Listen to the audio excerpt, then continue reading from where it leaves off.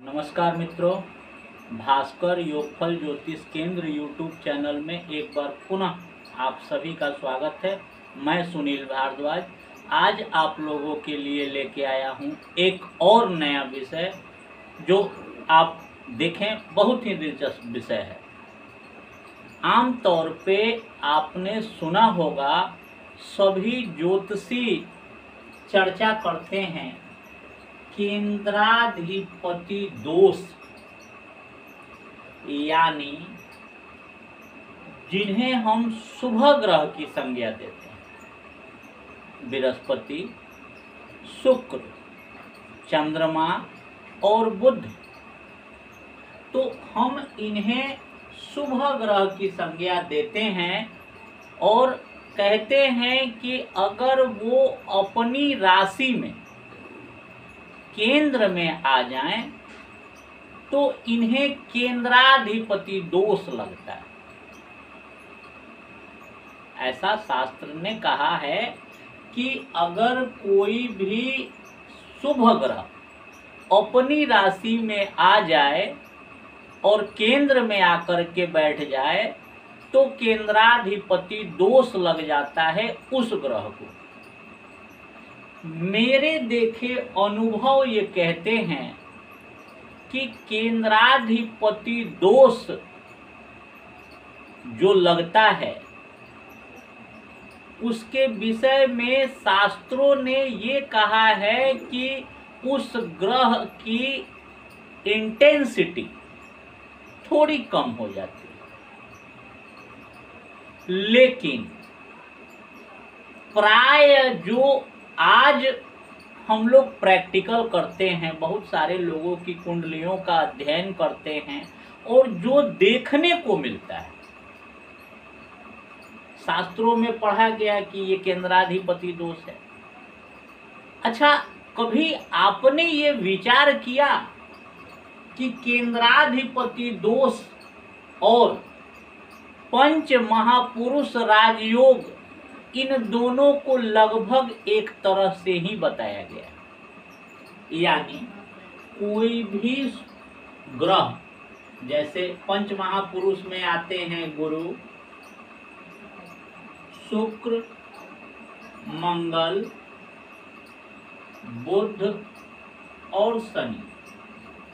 इन पांचों ग्रहों से हंस महापुरुष राजयोग, मालव्य राजयोग, रुचक राजयोग, भद्र राजयोग और शश राजयोग का निर्माण होता है। कैसे होता है ये?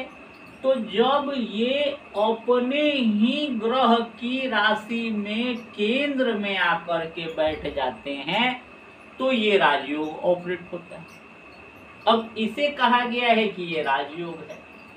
अब एक दृष्टि हम लोग अगर इन पत्रिकाओं पे डालें तो आप देखेंगे कि यहाँ ये मीन लग्न से ये पत्रिका शुरू होती है और ये सप्तम स्थान 6 नंबर यानी कन्या राशि बनती है और इस राशि के अधिपति बनते हैं बुध।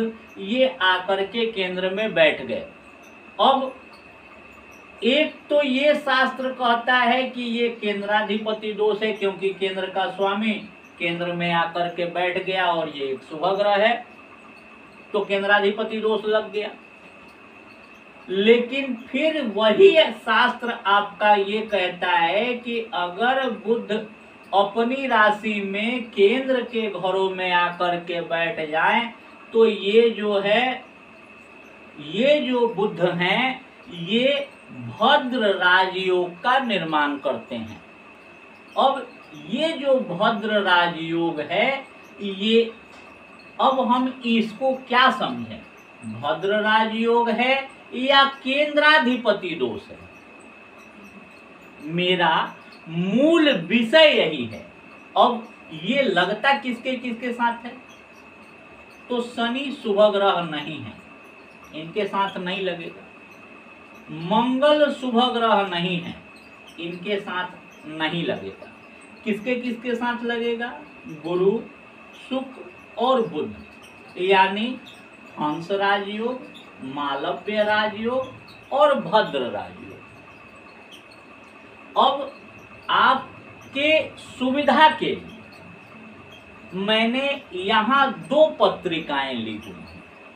एक पत्रिका है शबाना आजमी की, फिल्म एक्ट्रेस शबाना आजमी, और दूसरी पत्रिका है बिल गेट्स की। आप देखेंगे कि यहाँ भी बुध स्वराशि का होकर के केंद्र में बैठा है और बिल गेट्स की पत्रिका में भी बुध स्वराशि का होकर के केंद्र में बैठा हुआ है। अब हम लोग इसको क्या कहें, केंद्राधिपति दोष या भद्र राजयोग, मेरा आज का विषय यही है।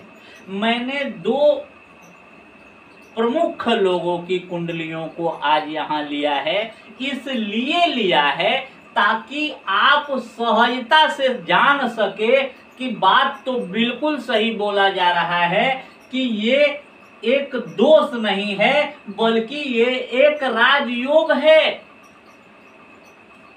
सिद्ध करने के लिए, मैं अपनी बातों को सिद्ध करने के लिए आपके समक्ष शबाना आजमी की कुंडली और बिल गेट्स की कुंडली को लेकर के आया हूं ताकि सहजता से आपको बता सकूं कि केंद्राधिपति दोष नहीं, ये भद्र राजयोग है।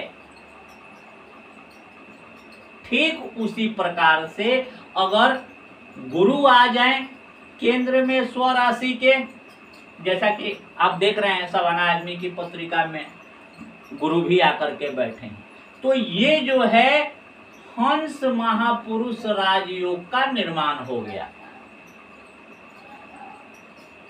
उसी प्रकार से अगर शुक्र केंद्र में आकर के बैठ जाएं, स्वराशि के होकर के बैठ जाएं, ये पहला घर, ये चौथा घर, ये 7वां घर और ये 10वां घर, इसे हम केंद्र स्थान कहते हैं। और इन केंद्र के घरों में अपनी राशि का शुक्र आकर के बैठ जाए तो मालव्य राजयोग का निर्माण होता है और इसी को ही केंद्राधिपति दोष भी कहा गया है। अब केंद्राधिपति दोष में क्या होता है, तो केंद्राधिपति दोष में कहा गया है कि उस ग्रह की क्षमता थोड़ी कमजोर हो जाती है। और इन राजयोगों के विषय में क्या कहा गया है, तो इन राजयोगों के विषय में कहा गया है कि उस ग्रह से संबंधित गुणों में अतुलनीय वृद्धि हो जाती है।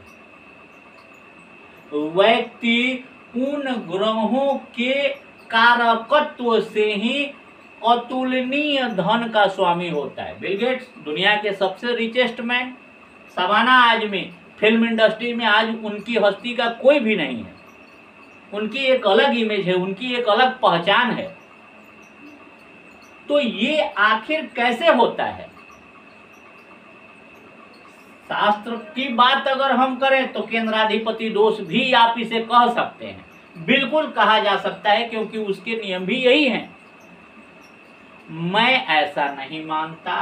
आज के परिवेश में अगर किसी जन्म पत्रिका में इस तरह के योग लगते हैं तो वो केंद्राधिपति दोष नहीं है, वो राजयोग हैं।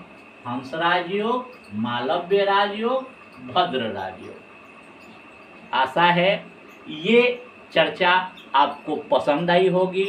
ज़्यादा से ज़्यादा लोगों तक आप इन सूचनाओं को पहुंचाएं, इस वीडियो को ज़्यादा से ज़्यादा लोगों में शेयर करें।